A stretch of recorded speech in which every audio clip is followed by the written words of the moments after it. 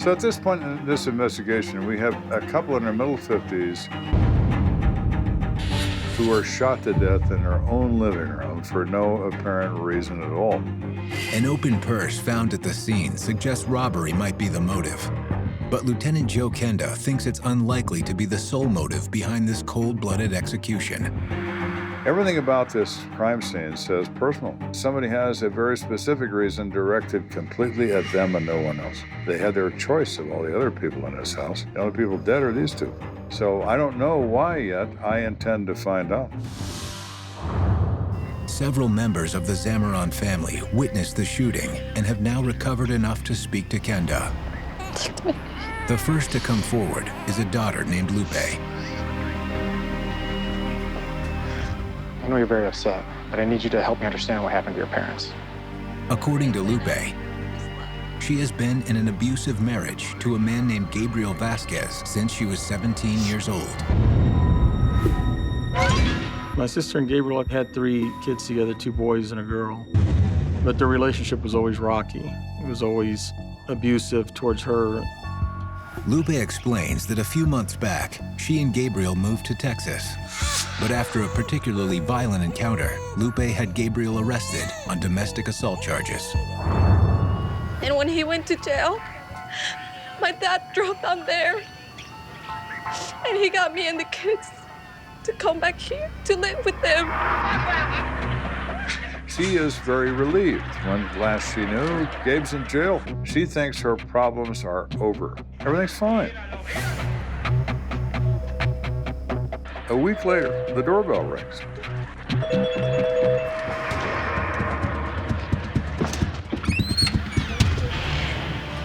And there he stands. Her heart drops through the floor. What do you want? Con tu permiso, Don Julio. Came to say I'm sorry. He was respectful. He was pleasant. He wanted to see his children and his wife.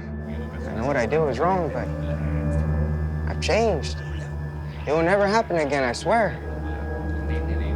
I promise. Please, por favor, come home with me.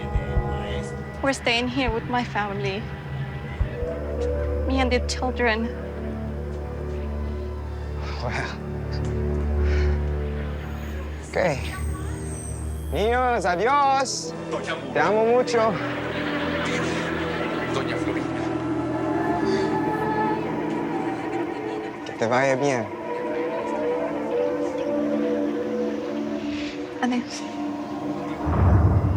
You know, I think he changed, and if he did, it was for the worse. I said, tell me what you know about this shooting.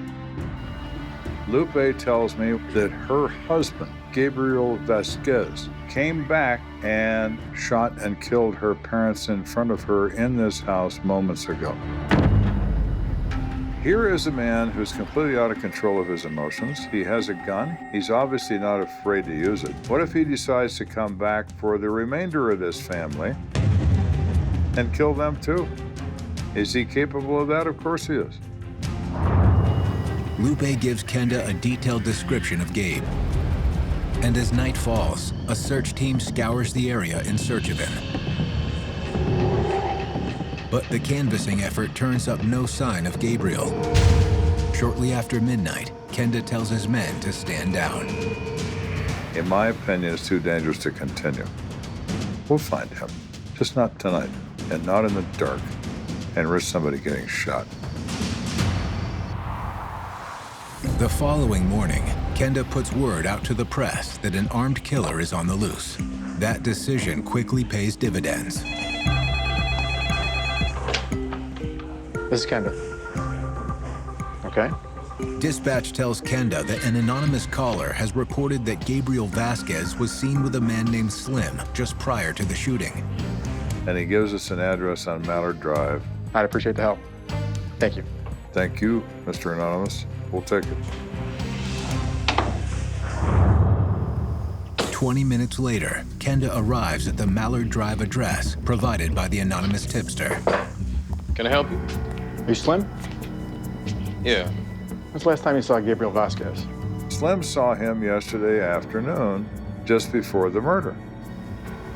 Came by, we had a few drinks, played some cards. You going down, Vatu?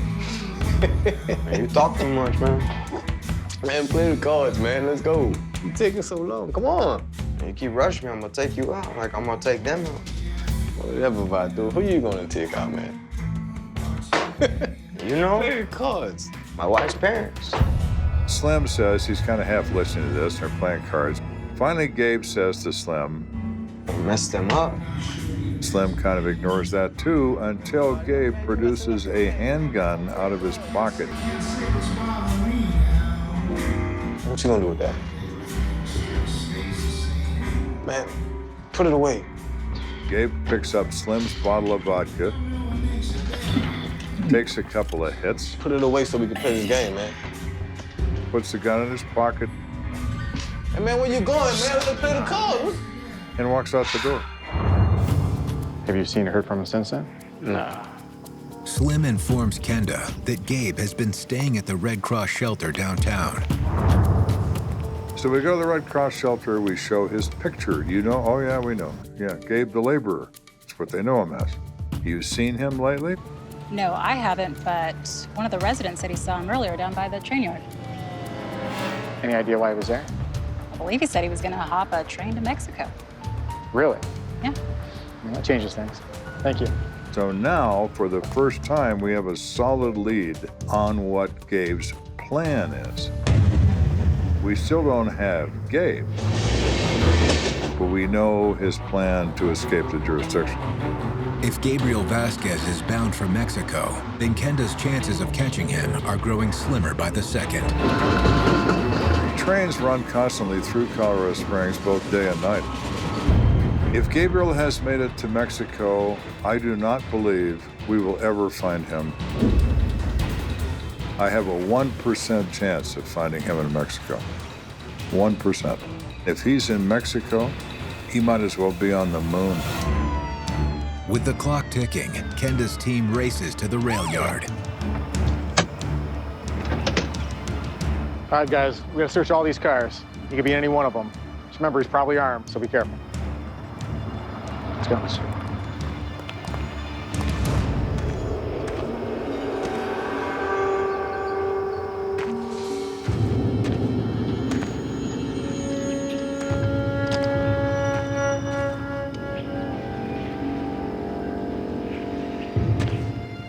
As time wears on, we're not finding anything. We're not finding anybody. I'm feeling pretty miserable. I'm thinking that Gabe is gone, man. He's in the wind, and I hear two officers' voices. You, under the blanket, come out. Come out now. Okay. Come out. Okay. Oh, music to my ear. And I run in that direction. And they have him. Don't shoot. Cover your head. Don't shoot.